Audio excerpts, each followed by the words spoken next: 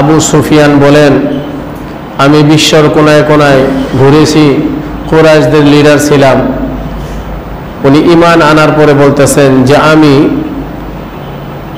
আকাইনাম তাজদারে Medina, দুজাহানের বাদশাহ, সৈয়দুল মুরসালিন, খাতিমুন নবিয়্যিন, মদিনার দুলাল জনাবে মুহাম্মদুর রাসূলুল্লাহ সাল্লাল্লাহু আলাইহি ওয়াসাল্লামের যে সাহাবারা, ওনার সাথে যেটা সম্পর্ক, ওনার সাথে যেটা মোহাব্বত, এবং কি ওনাদের আপসের মধ্যে, সাহাবাদের আপসের মধ্যে যেটা মোহাব্বত, যেটা সম্পর্ক, এটা সারা পৃথিবীর মধ্যে আজ পর্যন্ত কোনো মেসাল নাই। আর কিয়ামত পর্যন্ত এরকম সম্পর্ক, এরকম মোহাব্বত, স্নেহে, ভালোবাসা, ত্যাগ, মমতা দ্বিতীয় আর কেউ দেখাইতে পারবে না। এই জন্যেই আল্লাহ তাবারাক তাআলা এদের সিফত বর্ণনা করেছেন। নবী করিম সাল্লাল্লাহু আলাইহি ওয়াসাল্লাম বলেছেন, যারা আনসার এবং মুহাজিরদের সাথে মহব্বত করলো সে যেন আমার সাথে মহব্বত করলো, যারা আমার সাহাবাদের সাথে দুশ্মনী করলো সে যেন আমার সাথে দুশ্মনী করলো।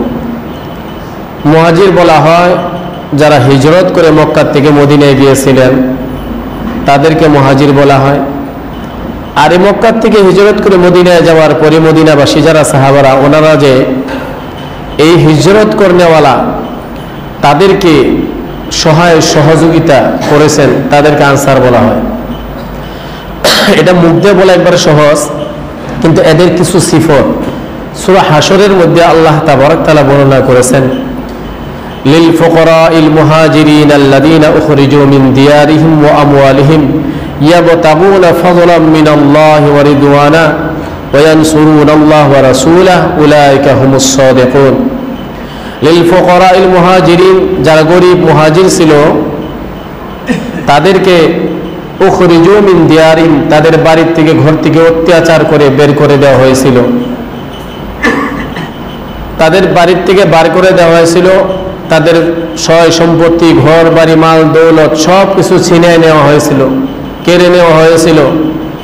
আর তারা যে সময় এই আল্লাহ রসুলের জন্য তাদের ধন সম্পদ, ছেলে সন্তান সব কিছু ত্যাগ করা হলো, তারা হিজরত করে মক্কাবাসীদের অত্যাচারে হিজরত করে মদিনায় চলে গেল। কেন? একমাত্র একটাই তাদের দোষ ছিল, লা ইলাহা ইল্লাল্লাহু মুহাম্মাদুর রাসূলুল্লাহ। এইটার মধ্যে তার ইস্তেকামত ছিল, দায়েম ও কায়েম ছিল। এই জন্যেই তাদেরকে অত্যাচার করা হয়েছে, তাদের সম্পদকে ছিনিয়ে নেওয়া হয়েছে, তাদেরকে ছেলে সন্তান থেকে দূরে সরাই দেওয়া হয়েছে, তাদেরকে জাগাত থেকে বের করে দেওয়া হয়েছে, ঘরের থেকে বের করে দেওয়া হয়েছে। সেই কথাটুকে আল্লাহ তাআলা বলতেছেন যে তারা হিজরত করে মদিনায় চলে গেল। মদিনায় যাওয়ার পরে والذين تبوأوا الدار والإيمان من قبلهم يحبون من هاجر إليهم ولا يجدون في صدورهم حاجة مما أوتوا ويؤثرون على أنفسهم ولو كان بهم خصاصة ومن يوق شح نفسه فأولئك هم المفلحون।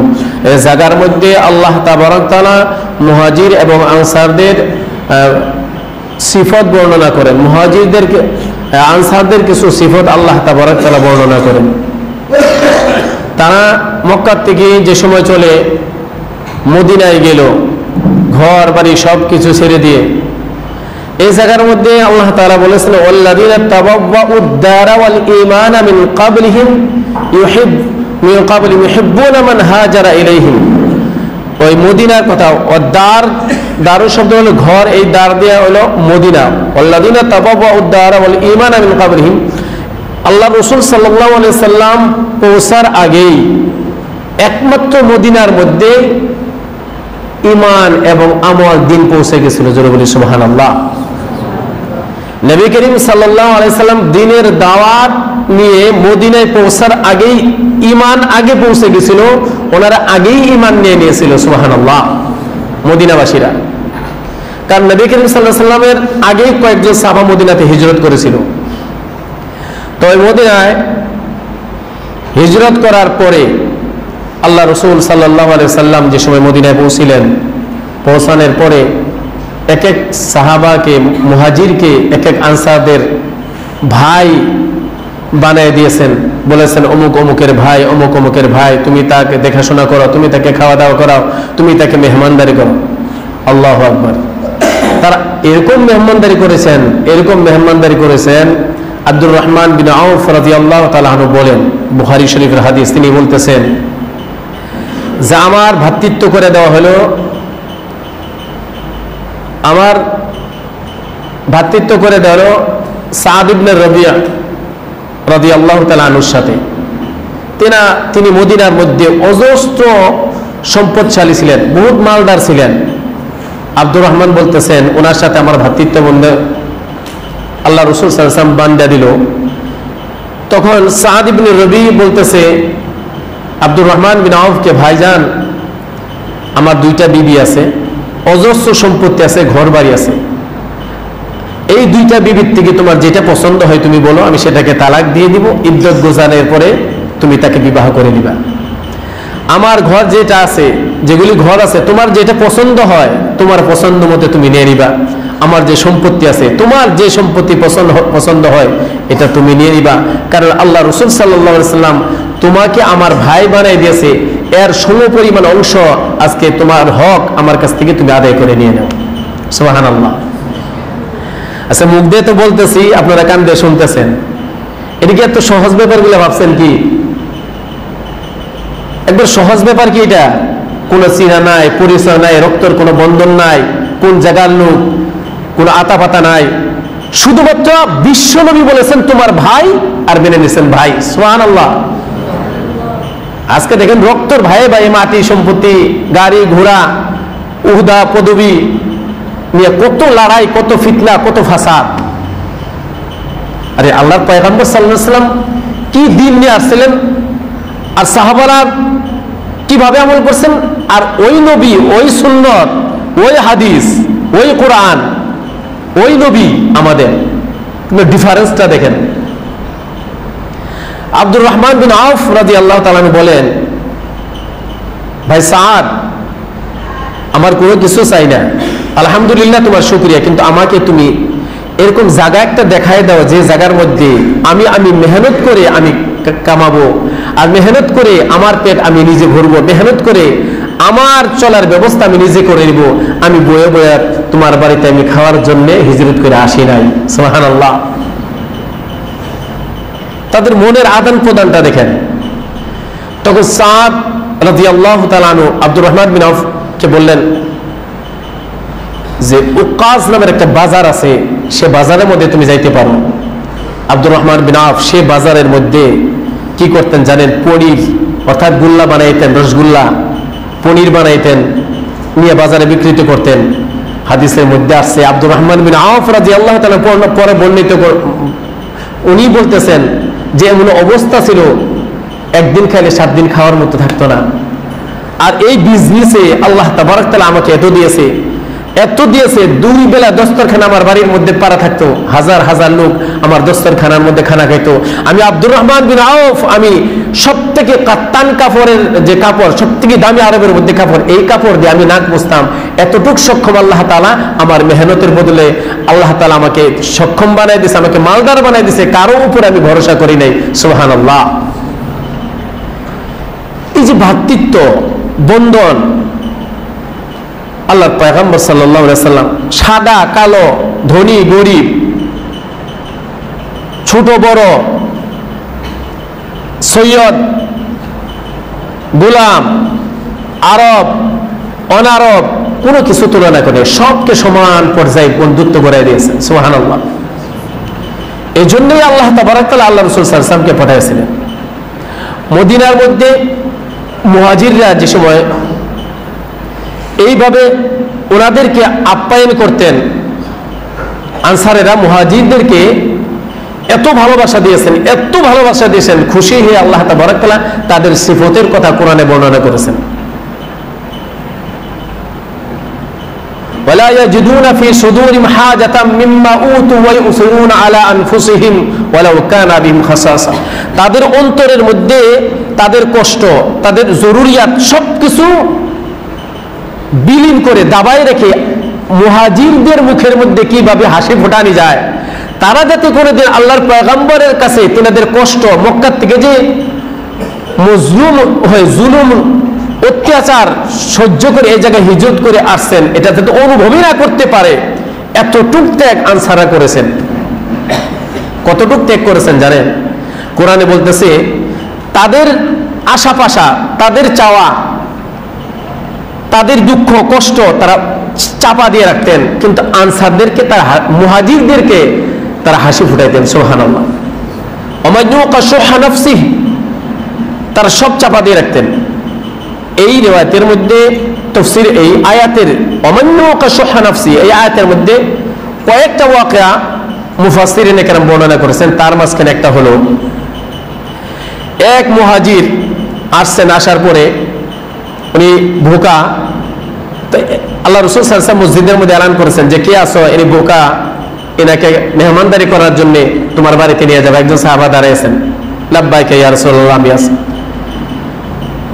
উনি নিছেন, দায়িত্ব নেওয়ার পরে বাড়ির তো কোনো খবর নেন, বাড়ি যায় দেখেন কিছুই নাই, শুধুমাত্র বাচ্চার যে খাওয়া, এই খাওয়াটুকু রয়েছে।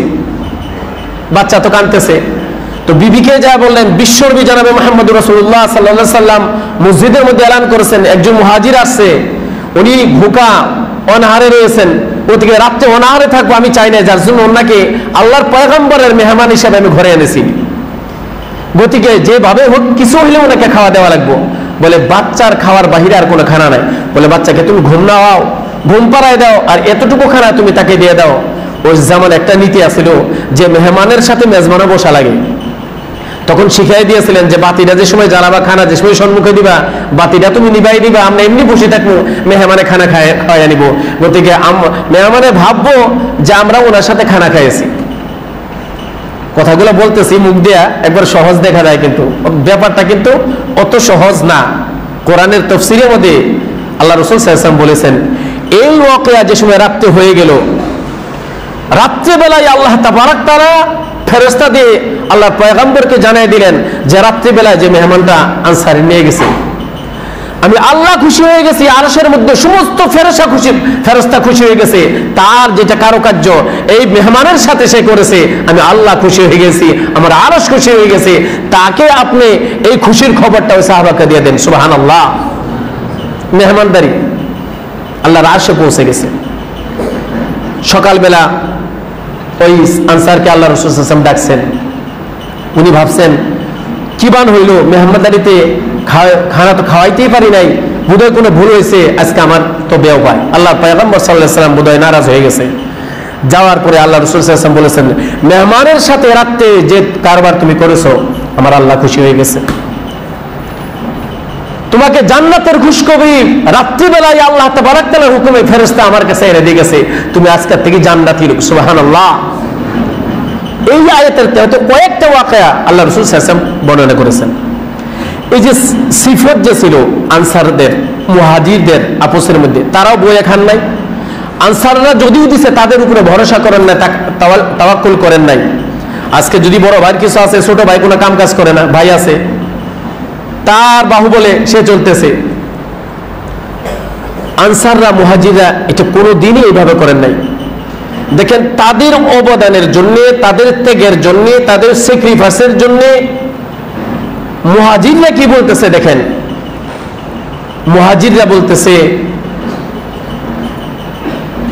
হযরত আনাস রাদিয়াল্লাহু তাআলা বলেন, লাম্মা কারিবান নবী সাল্লাল্লাহু আলাইহি ওয়াসাল্লাম, যে সময় মদিনার মধ্যে আল্লাহ রাসূল সাল্লাল্লাহু আলাইহি ওয়াসাল্লাম আসলেন, আতাহুল মুহাজিরুনা, মুহাজিররা সমস্ত মুহাজিররা যে সময় মদিনা আসলেন, আসার পরে এই মদিনাবাসীরা মুহাজিরদের সাথে, মক্কাবাসীদের সাথে এত সুন্দর ব্যবহার করছে, এত সুন্দর ব্যবহার করেছে। উনি বলতেছেন, ইয়া রাসূলুল্লাহ,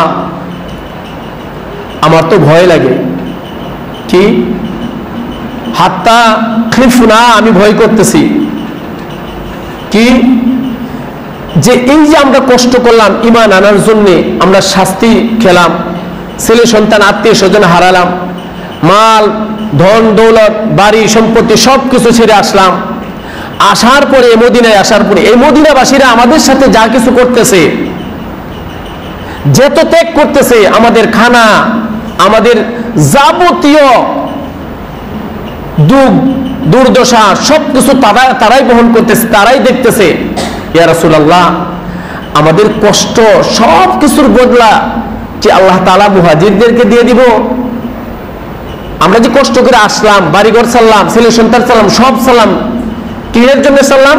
জান্নাতের আশায়, নবীকে পাওয়ার আশায়, আল্লাহকে পাওয়ার আশায়। কিন্তু দেখা যাইতেছে এই জায়গায় আসার পরে মদিনাবাসীরা যত কিছু আমাদের জন্য করতেছে, তাহলে এগুলা কি সব কিছু বদলা তারাই নিয়ে যাইতেছে নাকি? আমাদের ভয় হইতেছে, আমরা ভয় পাইতেছি যে এত খেদমত তারা করতেছে, আপনি যা বলতেছেন তাই তারা করতেছে, আমাদেরকে কোনোদিন নারাজ হইতে দেয় না, আমাদেরকে কষ্ট অনুভব করতেই দেয় না, সমস্ত সওয়াব কি তারাই নিয়ে যাইতেছে, আমাদের ভয় হইতেছে। চিন্তা করে মুহাজিররা বলতেছে যে তারা যেভাবে আমাদেরকে খেদমত করতেছে, যত কষ্ট অনুভব করলাম, এর সওয়াব কি সব তারাই নিয়ে যাইতেছে, কেন কি আমার ভয় হইতেছে? আল্লাহ রাসূল সাল্লাল্লাহু আলাইহি ওয়াসাল্লাম বললেন, লা লা মা আসনাইতুহুমুল্লাহ লাহুম,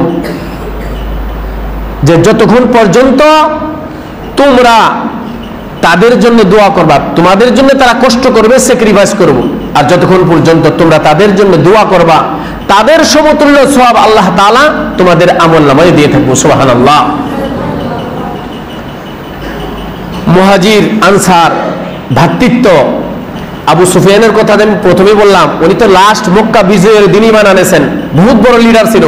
আল্লাহ রাসূল সাল্লাল্লাহু আলাইহি সাল্লামের শ্বশুরও ছিলেন, উম্মে হাবিবা রাদিয়াল্লাহু আনহা, ওনার আব্বা ছিলেন। আবু সুফিয়ান মক্কার বহুত বড় লিডার ছিলেন, উনি কিন্তু শেষ পর্যায়ে মক্কা বিজয়ের দিন ইসলাম কবুল করেছেন। উনি বলেছেন, আমি হাবশা, শাম এবং অন্য অন্য রোম সব দেশ আমি ঘুরেছি, দেখেছি, আমি বাদশা দেখেছি, বাদশার সৈন্য সামন্ত দেখেছি, আমি সৈন্যের লিডার দেখেছি,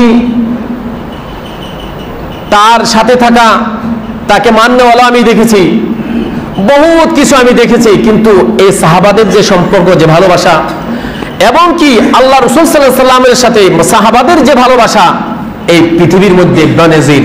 আবু সুফিয়ান বলতেছেন, আমি দেখি কোন দিন আল্লাহর পয়গম্বর সাল্লাল্লাহু আলাইহি সাল্লাম থুথু মুবারক পর্যন্ত মাটিতে সাহাবারা কোনদিন পড়তে দেন নাই। সুবহানাল্লাহ। আবু সুফিয়ান বলতেছেন, সূরা হুদায়বিয়ার দিন ওই জায়গায় আমি উপস্থিত ছিলাম, যে সময় বিশ্বনবী জনাবে মুহাম্মদ রাসূলুল্লাহ সাল্লাল্লাহু আলাইহি সাল্লাম ওই জায়গার মধ্যে জোহরের নামাজের ওযু করতেছিল। তখন ওযুর এক ফোঁটা পানি পর্যন্ত সাহাবারা মাটিতে পড়তে দেন নাই। সমস্ত সাহাবারা ওযুর পানি হাতের মধ্যে নিয়ে কেউ পান করতেন, কেউ মুখের মধ্যে লাগাইতেন, কেউ মাথার মধ্যে লাগাইতেন, কেউ শরীরের মধ্যে হতেন। এত ভালোবাসা, এত মহব্বত পৃথিবীর বুকে দ্বিতীয় কোনো নজির নাই, আর কিয়ামত পর্যন্ত আসবেও না। সুবহানাল্লাহ। সেই ভালোবাসা, সেই নবীর মহব্বত, সে সাহাবা, মুহাজির এবং আনসারদের ভ্রাতৃত্ব আজকে আমাদের থেকে, সমাজের থেকে বিলীন হয়ে গেছে, কোনো কিছুই নেই। আজকে যদি একজন মুসলমান বিপদে পড়া অন্য জায়গার থেকে এই জায়গায় আসে, কেউ তাকে বিশ্বাস করে না। করে কি? কেউ কি পরিবেশ হয়েছে, কি পরিস্থিতি হয়েছে, কেউ বিশ্বাস করে কি? করে না। কারণ কি? বিশ্বাসটা চলে গেছে, ঈমান শেষ হয়ে গেছে, সাহাবাদের যে নীতি আদর্শ শেষ। আল্লাহ পয়গম্বর বলতেছে, আসহাবিকান নুজুম, এই সাহাবারা এই আকাশের মধ্যে যে তারকাগুলো আছে এর মতো আমার সাহাবা। অর্থাৎ বুঝাইতে চাইতেছে, আমি হইলাম চন্দ্র, এরা হলো তারকা। আসহাবিকান নুজুম ইক্তাদাইতুম ইহতাদাইতুম, একজনের যদি রাস্তা তোমরা ধরো, এই যে লক্ষ লক্ষ সাহাবা, একজনের যদি তোমরা রাস্তা ইখতিয়ার করো, একজনের সাথেও যদি তোমরা সম্পর্ক করো, তাহলে তোমরা হেদায়েত ইফতা হয়ে যাবে, তোমরা জান্নাতি হয়ে যাবে। সুবহানাল্লাহ।